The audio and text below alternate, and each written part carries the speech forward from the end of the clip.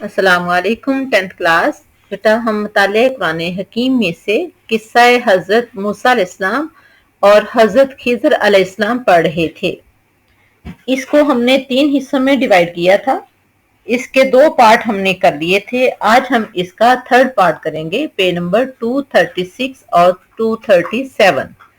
اس کے 4 کوسچن ہیں، تو آئیے اللہ کا نام لے کر شروع کرتے ہیں۔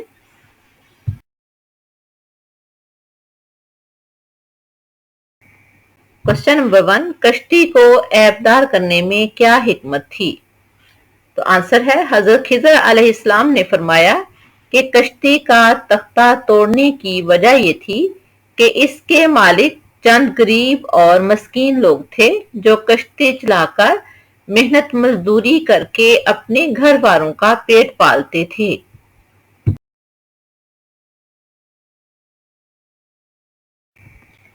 حضرت خضر علیہ السلام نے فرمایا، اما السفینۃ، یہاں تک کشتی کا تعلق ہے، فکانت لمساکین، وہ چند مسکینوں کی تھی، یعملون فی البحر، جو دریا میں مزدوری کرتے تھے، فاردت ان اعیبھا، میں نے چاہا کہ اسے عیب دار کروں۔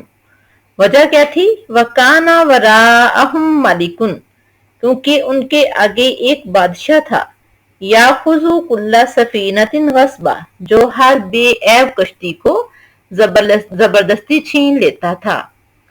اب کشتی بے عیب نہیں تھی، لہٰذا وہ ان سے چھین نہیں سکتا تھا، اور کشتی والے پھر سے اپنی کشتی کو مرمت کر کے روزی کماتے رہیں گے۔ اس میں حکمت یہ تھی۔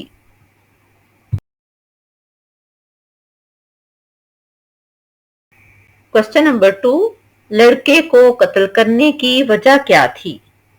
حضرت خضر علیہ السلام نے فرمایا، وَأَمَّا الْغُلَامُ، یہاں تک لڑکے کا تعلق ہے، فَكَانَ أَبَوَاهُ مُؤْمِنَيْنِ، اس کے ماں باپ دونوں مومن تھے، فَخَشِينَا، بس ہمیں اندیشہ تھا، أَن يُرْهِقَهُمَا طُغْيَانًا وَكُفْرًا، کہیں ایسا نہ ہو کہ وہ ان کو سرکشی اور کفر میں مبتلا کر دے، یعنی وہ بیٹا بڑا ہو کر والدین کو کفر اور سرکشی میں پھنسا نہ دے۔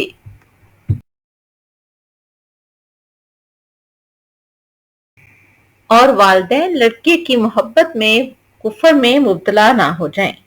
فَأَرَدْنَا، تو ہم نے چاہا، أَن يُبْدِلَهُمَا رَبُّهُمَا خَيْرًا مِّنْهُ زَكَاةً وَأَقْرَبَ رُحْمًا، کہ ان کا رب ان کے بدلہ میں ان کو عطا فرمائے گا ایسی اولاد جو پاکیزہ اور بہتر رہے گی اور شفقت اور رحم کرنے والی ہوگی۔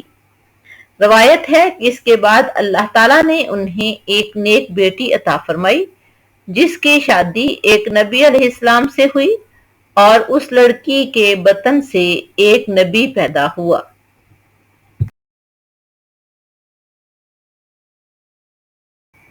کوسچن نمبر 3، دیوار کو مرمت کرنے میں کیا حکمت تھی؟ تو اس کا آنسر ہے، حضرت خضر علیہ السلام نے فرمایا، وَأَمَّا الْجِدَارُ، اور رہی دیوار یا یہاں تک دیوار کا تعلق ہے، فَكَانَ لِغُلَامَيْنِ يَتِيمَيْنِ فِي الْمَدِينَةِ، تو وہ شہر کے 2 یتیم لڑکوں کی تھی، وَكَانَ تَحْتَهُ كَنْزٌ لَهُمَا، اور اس کے نیچے ان کا خزانہ دفن تھا، وَكَانَ أَبُوهُمَا صَالِحًا، اور ان کا باپ ایک نیک آدمی تھا۔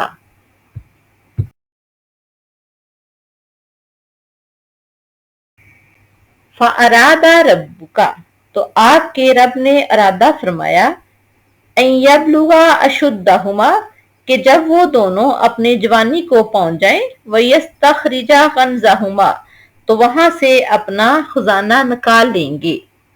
رحمتً مِّن رَبِّكَ، یہ تمام آپ کے رب کی رحمت سے ہے، وَمَا فَعَلْتُهُ عَنْ أَمْرِي، اور میں یہ کام اپنے ارادے سے یا اپنی رائے سے نہیں کرتا تھا۔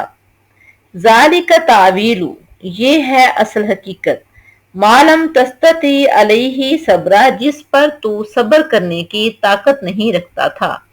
یعنی تینوں کاموں کی حکمت بتائی اور فرمایا کہ میں اللہ کے حکم سے یہ کام کرتا تھا، اس میں میری طرف سے کوئی بھی اپنا ارادہ شامل نہیں تھا۔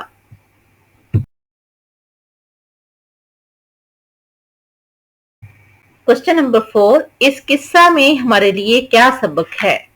तो आंसर है, इस किस्सा में हमारे लिए सबक है कि अल्लाह ताला का हर काम हिकमत पर मबनी होता है, जिसमें मखलूकात के लिए खैर होती है, यानी भलाई होती है। चनाचे हमें नापसंदीदा हालात वाक़या होने पर सब्र करना चाहिए और अल्लाह ताला से खैर भलाई की उम्मीद रखनी चाहिए और अल्लाह ताला के फैसलों पर राजी होना चाहिए। हमारा नेक्स्ट लेक्चर होगा अस्हाबे का पेज नंबर 213। अल्लाह हाफिज।